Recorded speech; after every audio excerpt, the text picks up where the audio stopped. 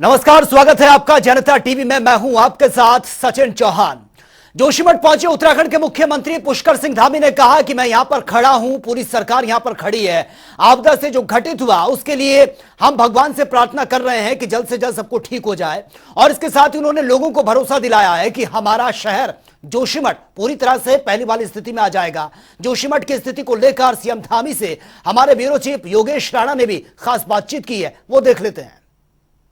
जोशीमठ में मुख्यमंत्री पुष्कर सिंह धामी पहुंचे हैं, रात्रि विश्राम भी करेंगे। सर, सबसे पहला सवाल ये है कि जोशीमठ में लोगों को पुनर्वास को लेकर एक संशय है। अब आप आए हैं, रात्रि विश्राम भी करेंगे, लोगों से यहाँ मिलेंगे भी, तो ये माना जाए कि अब बहुत सारी चीज़ें हालांकि कंट्रोल में दिख रही है, अब और उस पर बहुत तेज़ी से काम होगा। देखिए, निश्चित रूप से हम पूरी तरह से इस आपदा की घड़ी में, संकट के समय में जोशीमठ के सभी लोगों के साथ खड़े हैं। उनके साथ पूरी सरकार खड़ी है। और इतना ही नहीं, जहां उत्तराखंड की सरकार खड़ी है वहीं हमारे देश की सरकार, माननीय प्रधानमंत्री नरेंद्र मोदी जी भी पूरी तरह से स्वयं यहाँ के लोगों के लिए, जोशीमठ शहर के लिए उन्होंने अत्यधिक चिंता व्यक्त करी है और स्वयं सारे अपडेट ले रहे हैं। इसलिए मैं जोशीमठ के लोगों को आश्वस्त करना चाहता हूँ कि पुनर्वास, सहायता और जो जरूरी काम है वो सब यहाँ पर होंगे। अभी फौरी तौर पर अंतरिम रूप में हमने 1.5 लाख रुपए की धनराशि का जो प्रावधान किया है वो केवल उनके आने जाने के लिए, सामान इत्यादि रखने के लिए, सेटलमेंट के लिए किया है। और आगे के रूप में जो बरड़ावत के समय में, बरड़ावत का जो पर्वत पर वहाँ भी आपदा आई थी, उस समय में बहुत ज़्यादा हो गया था कि पूरा उत्तरकाशी शहर पूरी तरह से तबाह हो जाएगा, लेकिन उसका भी ट्रीटमेंट हुआ और आज वो सामान्य स्थिति में है। और केदारनाथ आपदा के समय में भी जो प्रावधान हमने आपदा की सहायता राशि के लिए किया था सरकार ने, उसको हम लोग अडॉप्ट करेंगे। जो सबसे अच्छा रास्ता होगा उसको बनाएंगे और हर प्रकार से हर संभव जो है सहायता देंगे। यहाँ पर लोगों में एक चिंता हो रही है कि जो पुनर्वास को लेकर, उनको पुनर्वास के लिए घर कहाँ बनेंगे, कैसे बनेंगे, तो इसको लेकर भी कोई कार्य योजना जिस पर काम हो रहा हो, जिस पर कोई प्रारूप तैयार हो रहा हो। देखिए, सभी लोगों से बात करके एक जो यहाँ पर एक समन्वय समिति का गठन यहाँ जिलाधिकारी ने किया है, उसमें सभी लोगों को रखा है, सभी संगठनों के लोगों को रखा है, सभी प्रतिनिधियों को रखा है, सभी प्रकार के राजनीतिक सामाजिक संगठनों के लोगों को रखा है। सबसे वार्ता करके जो सबकी सहमति से जो रास्ता निकलेगा, जो एक सब लोग जिस बात को सुझाएंगे सबकी सहमति से, जो सबसे अच्छा होगा सरकार उस पर काम करेगी। मुख्यमंत्री पुष्कर सिंह धामी जोशीमठ पहुंचे हैं, रात्रि विश्राम करेंगे और ये माना जा रहा है कि कहीं हाई लेवल की मीटिंग होगी और जो यहाँ पर जो असुरक्षित मकान है उनके प्रभावित है उन लोगों के साथ भी बैठेंगे। और जैसा कि कहा कि कुछ समाज के प्रमुख लोगों को जोड़कर और कुछ अन्य लोगों को जोड़कर इसका कोई रास्ता निकाला जाएगा और पुनर्वास के लिए किसी की बात की चिंता की आवश्यकता नहीं है, ये मुख्यमंत्री जी का कहना है। उनका कहना है कि इसको लेकर समाधान बहुत जल्द पेश किए जाएंगे। और में जोशीमठ पहुंचे उत्तराखंड के मुख्यमंत्री पुष्कर सिंह धामी ने कहा कि मैं यहां पर खड़ा हूं, पूरी सरकार खड़ी है। आपदा से जो घटित हुआ उसके लिए हम भगवान से प्रार्थना करते हैं कि जल्द ही सब कुछ ठीक हो जाएगा। उन्होंने लोगों को भरोसा भी दिलाया कि हमारा शहर जोशीमठ पूरी तरह से पहली वाली स्थिति में आ जाएगा। पुनर्वास के लिए हम लगातार काम कर रहे हैं। उन्होंने कहा कि प्रधानमंत्री नरेंद्र मोदी खुद इस पर अपडेट ले रहे हैं। लगातार ये बात आ रही है कि सारी बिल्डिंगों को ध्वस्तीकरण किया जा रहा है, तोड़ा जा रहा है। ऐसा कहीं भी नहीं है। जो 2 बिल्डिंगों के बारे में बात आई थी, 2 होटल्स के बारे में, उसी पर बात हुई है और वो भी सबकी जो सहमति बनेगी उसके आधार पर यहाँ का प्रशासन काम करेगा।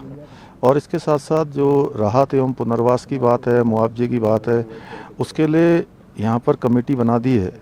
जल्दी वो सब सारे नाम उसमें सम्मिलित कर लिए हैं। जो लोग जिस वर्ग से आते हैं, सभी प्रमुख वर्गों के लोगों को, प्रमुख जो भी प्रतिनिधि हैं, उन सभी को उसमें सम्मिलित करके जो है आगे की कार्रवाई की जाएगी कि राहत और पुनर्वास ठीक तरीके से हो। ये हमारी प्राथमिकता है।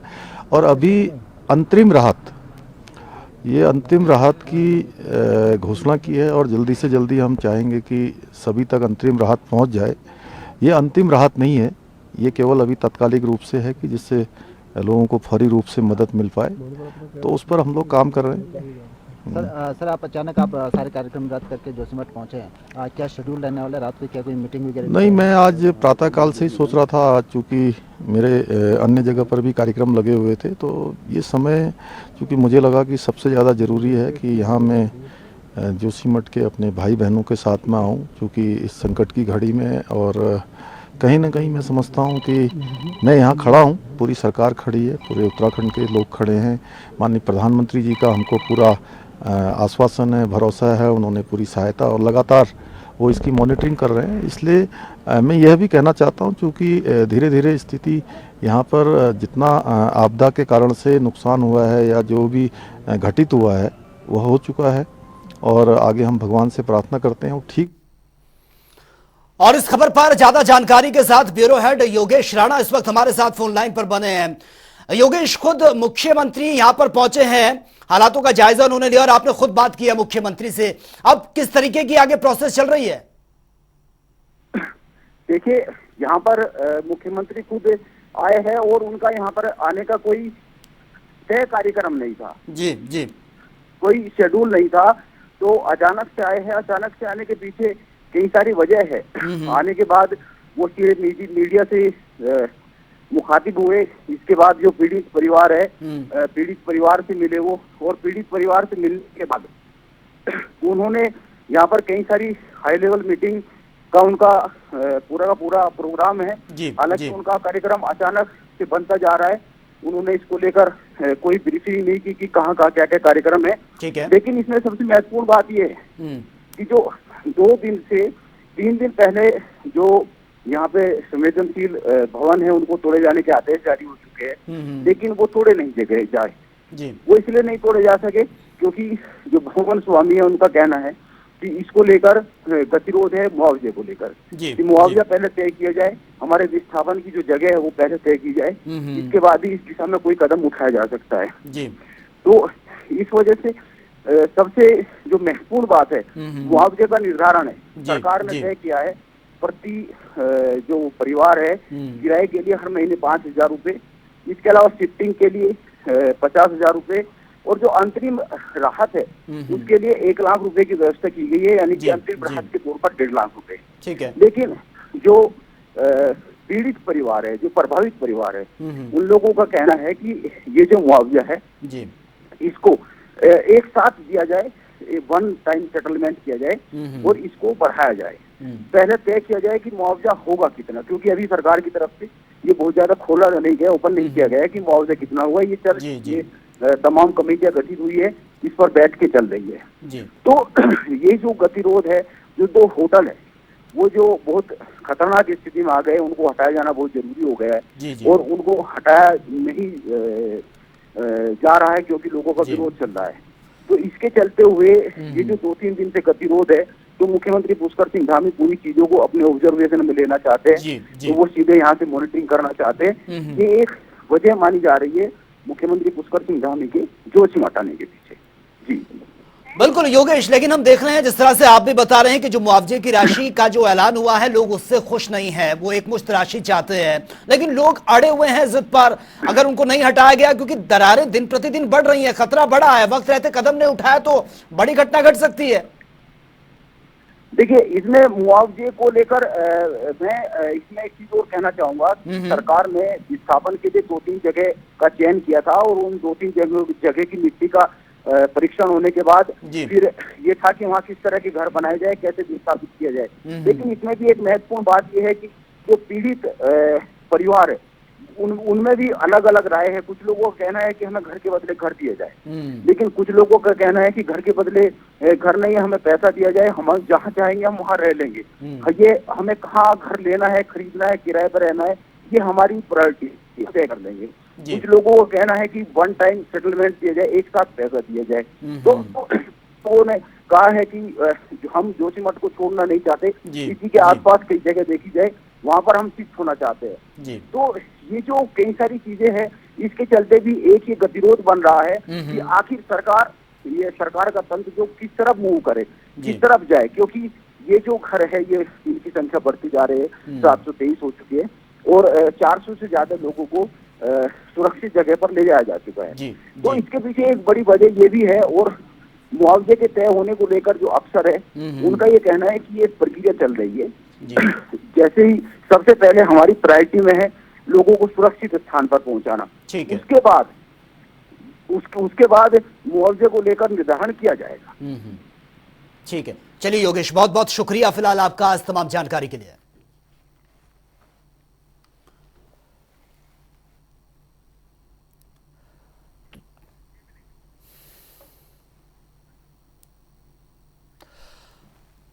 तो आपको बता दें कि खुद मुख्यमंत्री यहां पर पहुंचे हैं और लोगों को आश्वासन यह दिया गया है, लेकिन लोग अभी भी अपनी मांगों पर अड़े हुए हैं। उनका साफ कहना है, क्योंकि सबकी अपनी अपनी प्रतिक्रिया है, लेकिन जो स्थिति इस वक्त जोशीमठ में बनी हुई है, हालात चिंताजनक बने हुए हैं और लोगों को जल्द से जल्द विस्थापित किया जा रहा है। और वहीं जोशीमठ आपदा का निरीक्षण कर लौटे केंद्रीय रक्षा राज्य मंत्री अजय भट्ट ने कहा है कि पूर्व में हुए सर्वे में हमसे गलती हो गई है, लेकिन अब हमारा कर्तव्य लोगों को बचाने का है। उनका यह भी कहना है कि उत्तराखंड के पहाड़ कच्चे हैं, इससे लगातार ऐसी आपदाएं यहां पर होती रहती हैं। जोशीमठ में जो होना था वो हो गया, अब इससे पहली प्राथमिकता लोगों को पुनर्वास और उनके मुआवजे को लेकर है, जिसमें सरकार गंभीरता से काम भी कर रही है। प्रधानमंत्री नरेंद्र मोदी ने पूरे राज्य के सर्वे की घोषणा की है, क्योंकि कई जगह से इस तरह की और जानकारियां भी मिल रही हैं। अभी सरकार का कर्तव्य सबसे पहले लोगों को बचाने का है और इसलिए पूरी सरकार सिस्टम लोगों को प्रभावित क्षेत्र से सुरक्षित जगह शिफ्ट करने में लगी है। प्रधानमंत्री नरेंद्र मोदी और मुख्यमंत्री पुष्कर सिंह धामी खुद जोशीमठ आपदा की गंभीरता के मॉनिटरिंग उसकी कर रहे हैं और कैबिनेट मंत्री धन सिंह रावत ने कहा कि हमारी पहली प्राथमिकता 613 मकानों में दरार आ गई थी, उन सभी को शिफ्ट कर दिया गया है।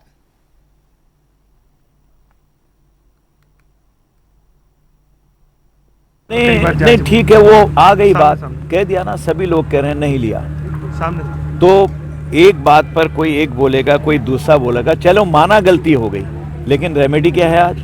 इस समय तो कोई रेमेडी नहीं है। इस समय तो बचाना पहला कर्तव्य है। इसलिए इस समय हर व्यक्ति को बचाना और जोशीमठ को बचाना पहला कर्तव्य हमारी सरकार का है। माननीय प्रधानमंत्री जी जहां की मॉनिटरिंग स्वयं कर रहे हों, जगह जगह की पल पल की खबर ले रहे हों, यहाँ का अंतर्मन यही कह रहा था उत्तराखंड का कि सभी कच्चे पहाड़ों की सर्वे कराएं, और सीधे सीधे हमारी मन की बात जानते हुए प्रधानमंत्री जी ने घोषणा कर दी। और मैं प्रधानमंत्री जी का हृदय से आभार व्यक्त करना चाहता हूं कि उन्होंने तुरंत जो है वहाँ सर्वे की टीम भेजी है, SDRF की टीम भेजी है, जल संसाधन मंत्रालय की टीम वहाँ पे भेजी है। मुख्यमंत्री जी तुरंत वहाँ गए हैं, मैं भी सीधे वहाँ गया और सर्वे रिपोर्ट मुझे लगता है कि बहुत जल्दी आ जाएगी। पूरी सर्वे वहाँ की हो गई है। और वही स्वामी चक्रपाणी ने कहा है कि जोशीमठ को बचाने को लेकर सरकार लगातार लोगों के लिए काम कर रही है। साथ ही जोशीमठ को लेकर कहा कि सरकार को लोगों को मुआवजा दे देना चाहिए और परेशानी लोगों को, जो परेशान लोग हैं, उनकी मदद होनी चाहिए। साथ ही उन्होंने सरकार पर निशाना साधते हुए कहा कि आजादी के बाद सभी सरकारों ने विकास के नाम पर विनाश करने का काम किया। साथ ही उन्होंने कहा कि सरकार को हर हाल में आदि शंकराचार्य की भूमि को बचाना है।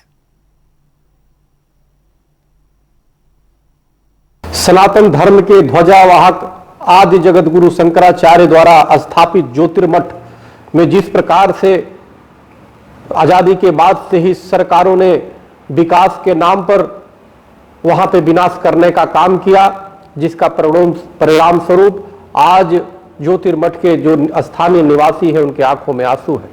आज ज्योतिर्मठ अपने अस्तित्व को लेकर के चिंतित है। वहां पे दरारें पड़ रही हैं, वहां पे पानी निकल रहा है।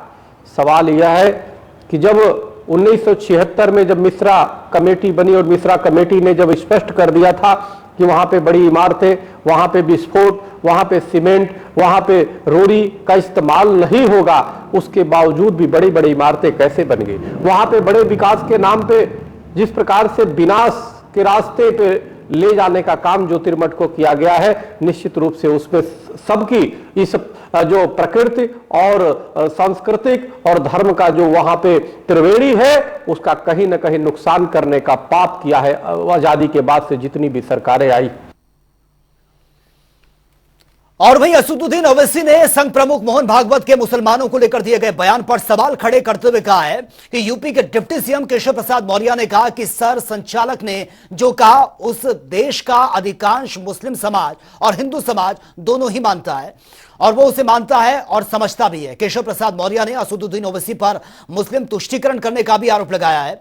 उन्होंने कहा कि दूध और चीनी मिलकर उसका टेस्ट बढ़ाते हैं, लेकिन असदुद्दीन ओवैसी दूध और नींबू मिलाकर उसका टेस्ट खराब करने का काम करते हैं। नॉमिनेशन वाले तो वो कोई मैं बोल नहीं सकता, वो तो माननीय मुख्यमंत्री जी के माध्यम से महामहिम राज्यपाल जी को भेजे जाते हैं और उसकी जानकारी जब आप सबको मिलेगी उसी समय पर। लेकिन 5 जो हमारे विधान परिषद के लिए प्रत्याशी घोषित किए गए हैं, 3 हमारे स्नातक क्षेत्र वाले विधायक हमारे एमएलसी पहले ही जीते हुए थे, 2 शिक्षक क्षेत्र में हम लोग नहीं सफलता प्राप्त किए थे। इस बार हम दोनों शिक्षक क्षेत्र की भी सीटें जीतेंगे और विधान परिषद में भारतीय जनता पार्टी के सदस्यों की संख्या में बढ़ोतरी होगी। और वह यूपी में फरवरी में होने वाली ग्लोबल इन्वेस्टर समिट से पहले राजधानी में लखनऊ इन्वेस्टर समिट का आयोजन यह किया गया, जिसमें बड़ी संख्या में विभिन्न क्षेत्र के इन्वेस्टर्स शामिल हुए हैं। और इस दौरान जिला प्रशासन और विभिन्न विभागों के अधिकारियों ने लोगों को लखनऊ में निवेश से संबंधित महत्वपूर्ण जानकारियां दी हैं। और इन सब मुद्दों को लेकर राज्य मंत्री कपिल देव अग्रवाल से खास बातचीत भी हुई है, वो बातचीत देख लेते हैं। विकास मंत्री हैं, तो मैं उनसे जानना चाहूँगा कल जो है जितना काम किया है, कल जो है इन्वेस्टर समिट के लिए हो रहा है या जो अभी प्राथमिक जो जिले वाला हुआ है, इसमें क्या क्या यूपी को मिला है अब तक और लखनऊ को क्या क्या मिला है? देखिए,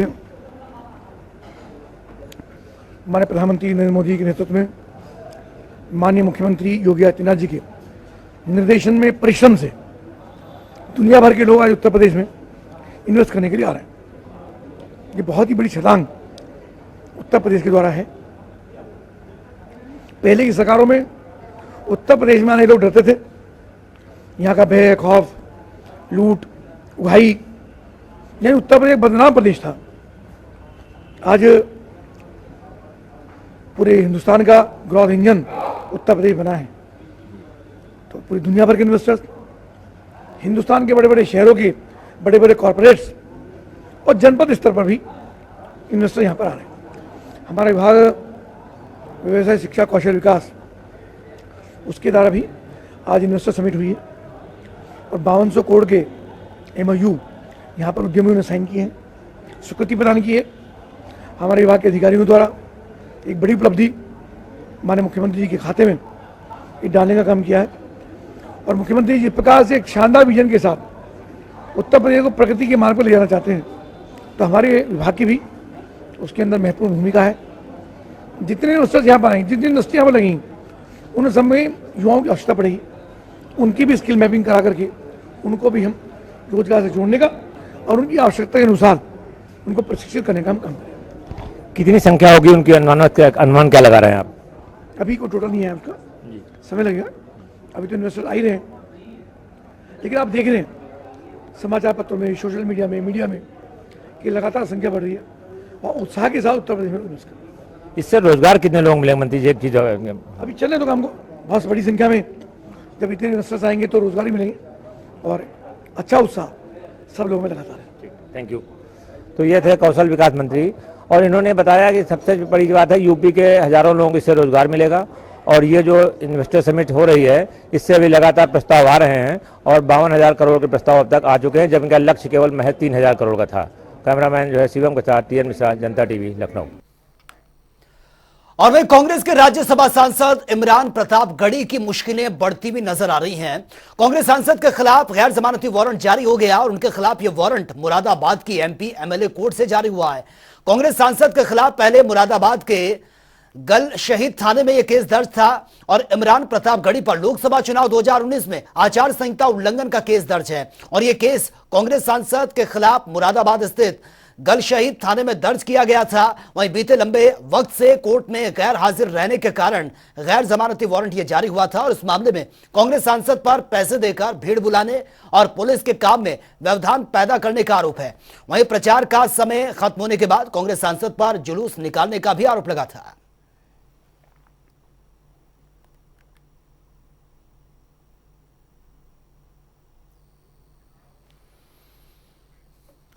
और वहीं आज पीलीभीत के पूरनपुर पहुंचे प्रवीण तोगड़िया का कार्यकर्ताओं ने मंडी समिति गेट के पास भव्य स्वागत किया। इस दौरान प्रवीण तोगड़िया ने साईं श्रद्धा बैंक कटहल में पहुंचकर कार्यकर्ताओं को संबोधित किया। प्रवीण तोगड़िया ने संबोधन में हिंदुओं को जोड़ने, गरीब हिंदुओं की मदद करने और जनसंख्या नियंत्रण कानून बनाने की मांग को लेकर तमाम मुद्दों पर चर्चा की है। इस दौरान काफी संख्या में कार्यकर्ता भी मौजूद रहे। हिंदू साथियों से मिलना हुआ। हमारा संकल्प है अब तो हिंदू ही आगे, समृद्ध हिंदू, सुरक्षित हिंदू, सम्मान युक्त हिंदू। समृद्ध हिंदू अर्थात गरीबी मुक्त भारत, रोजगार युक्त युवा, कर्ज मुक्त किसान, महंगाई मुक्त गृहिणी। यह हिंदू ही आगे को संकल्प लेकर अंतर्राष्ट्रीय हिंदू परिषद, राष्ट्रीय बजरंग दल काम कर रहा है। आनंद की बात है ये पूरनपुर नगर के 16 वार्डों में हमारे कार्यकर्ताओं ने कमेटी बनाई है। और वही G20 सम्मेलन के चलते लखनऊ में सफाई और सौंदर्यीकरण को लेकर एक पहल की जा रही है। सौंदर्यीकरण और स्वच्छता संबंधी कार्य के दौरान विभिन्न दूरसंचार और अन्य संबंधित कंपनियों ने सड़कों के किनारे स्थित खंभों पर अनियोजित रूप से अपने केबल और ब्रॉडबैंड के तार लगाकर रखे हैं और इसको लेकर नगर आयुक्त इंद्रजीत सिंह ने कड़ा रुख अख्तियार किया है। उन्होंने केबल और ब्रॉडबैंड तार लगाने वाली दूरसंचार और अन्य संबंधित कंपनियों को चेतावनी दी है और या तो वो खुद इन तार को सुनिश्चित तरीके से लगा दें या फिर इसके बाद इस पर एक्शन लिया जाएगा।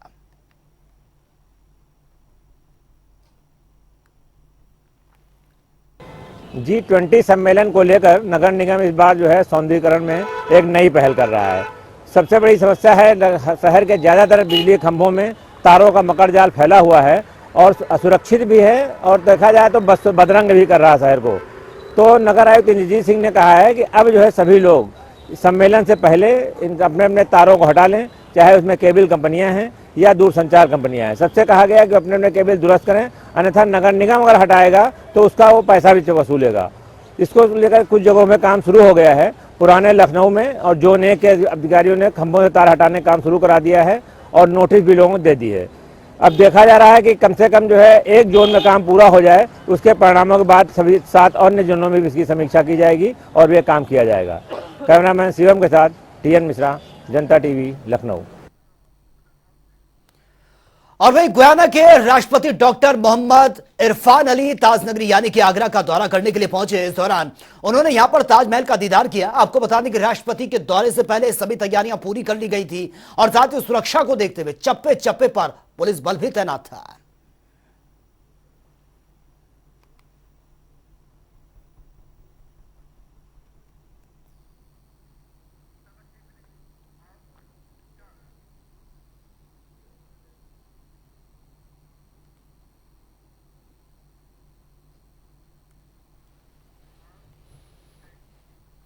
और वहीं हल्द्वानी में उत्तराखंड मुक्त विश्वविद्यालय का 7वें दीक्षांत समारोह का आयोजन यह किया गया, जिसमें प्रदेश भर के 18,000 छात्रों को स्नातक की उपाधि ये दी गई है। दीक्षांत समारोह में उच्च शिक्षा मंत्री डॉक्टर धन सिंह रावत, केंद्रीय राज्य मंत्री अजय भट्ट ने शिरकत की है। तो वहीं मुख्यमंत्री पुष्कर सिंह धामी और राज्यपाल गुरमीत सिंह मौसम खराब होने के कारण दीक्षांत समारोह का हिस्सा नहीं बन सके, जिसके बाद उन्होंने वर्चुअल माध्यम से दीक्षांत समारोह को संबोधित किया।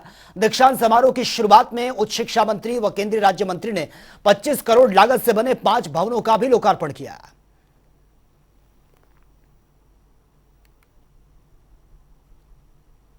देखिए, सबसे पहले तो मैं ओपन विश्वविद्यालय के कुलपति, कुल सचिव और सभी अपने जितने भी कार्य परिषद के लोग हैं, यहाँ के बच्चे, उनको अपनी ओर से शुभकामनाएं देना चाहता हूँ कि उनका दीक्षांत समारोह हर साल की तरह इस बार भी हो रहा है और हजारों बच्चों को आज डिग्री दी जाएगी। देश का पहला राज्य उत्तराखंड हो गया है कि अब जो डिग्री DG लॉकर के माध्यम से भी अब छात्रों को दी जाएंगी। बहुत ही अच्छा प्रयास मुक्त विद्यालय कर रहा है और लगातार आगे बढ़ रहा है। आज दीक्षांत समारोह यहाँ पर है, जिसमें माननीय मंत्री जी यहाँ पर हैं। मैं भी दीक्षांत समारोह में ही शामिल होने के लिए आया हूँ। माननीय मुख्यमंत्री जी और माननीय राज्यपाल साहब को आना था, अभी तक मौसम की वजह से हेलीकॉप्टर उड़ नहीं पाया है। अभी हम उनका इंतजार कर रहे हैं, अगर मौसम ठीक हुआ तो वो भी यहाँ पहुँचे। और वहीं पिथौरागढ़ के बीजेपी कार्यालय में बीजेपी प्रदेश प्रवक्ता सुरेश जोशी ने प्रेस कॉन्फ्रेंस कर कहा कि प्रदेश सरकार जोशीमठ आपदा को लेकर चिंतित है। उन्होंने कहा कि इस समय सरकार की पहली प्राथमिकता जो लोग तकलीफ में हैं उनको तकलीफ से बाहर निकालना है। साथ ही उन्होंने विपक्ष पर भी राजनीति करने का आरोप लगा दिया।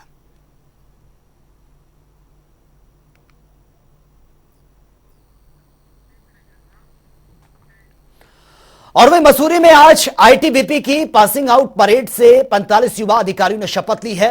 भारत तिब्बत सीमा पुलिस अकादमी में 1 साल के कठिन प्रशिक्षण प्राप्त करने के उपरांत 45 अधिकारी, जिनमें से 5 महिला सहायक सेनानी है, बल की मुख्यधारा में पासिंग आउट परेड में बतौर मुख्य अतिथि महानिदेशक अनिल दयाल ने शिरकत की है। उन्होंने अपने संबोधन में पास आउट होने वाले सभी अधिकारियों को बल की मुख्यधारा में शामिल होने पर बधाई देते हुए इस बल के उज्जवल भविष्य की कामना की है।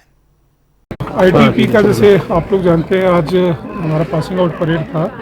ये हमारा assistant command general duty course जो होता है उसमें उसके 22 अधिकारी पास आउट हुए हैं, जिसमें एक महिला अधिकारी भी थे, और जियो कॉम्पिटिशन जिसमें कि हमारे अदर देन जीडी जो हमारे स्पेशलाइज्ड कार्डर के ऑफिसर्स होते हैं, डॉक्टर, वेटनरी ऑफिसर्स, इंजीनियर्स वगैरह, उनका अलग से ट्रेनिंग चलता है 25 हफ्ते का। एक बैच वो था, उसमें 23 अधिकारी थे, जिसमें 4 महिलाएँ थी। और ये जो जीडी बैच था इसका 50 वीक का ट्रेनिंग था। अच्छा लग रहा है। 1 साल बहुत हार्ड ट्रेनिंग थी, हमने बहुत वेट किया इस दिन का। दूसरे बैच की पीओपी हुई थी तो भी हम देख रहे थे कि हमारा भी कभी दिन आएगा, तो अच्छा लग रहा है।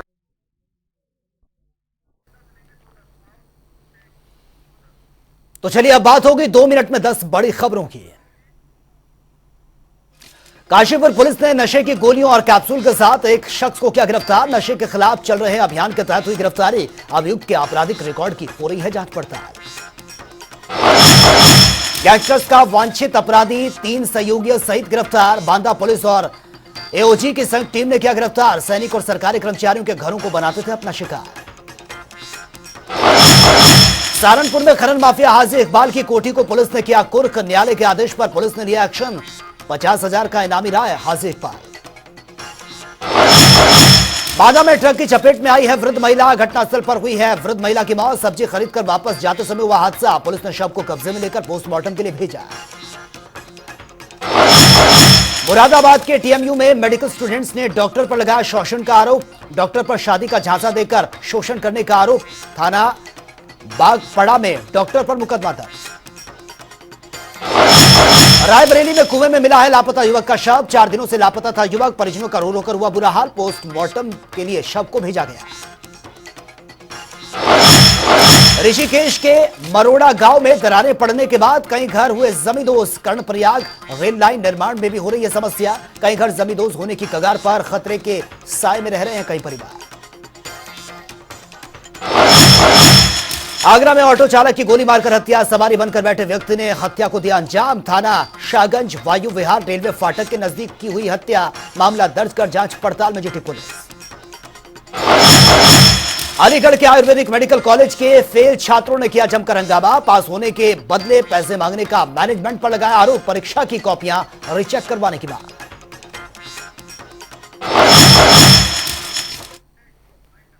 तो फिलहाल इस बुलेटिन में मेरे साथ इतना ही, लेकिन तमाम खबरों के लिए आप बने रहिए जनता टीवी के साथ। नमस्कार।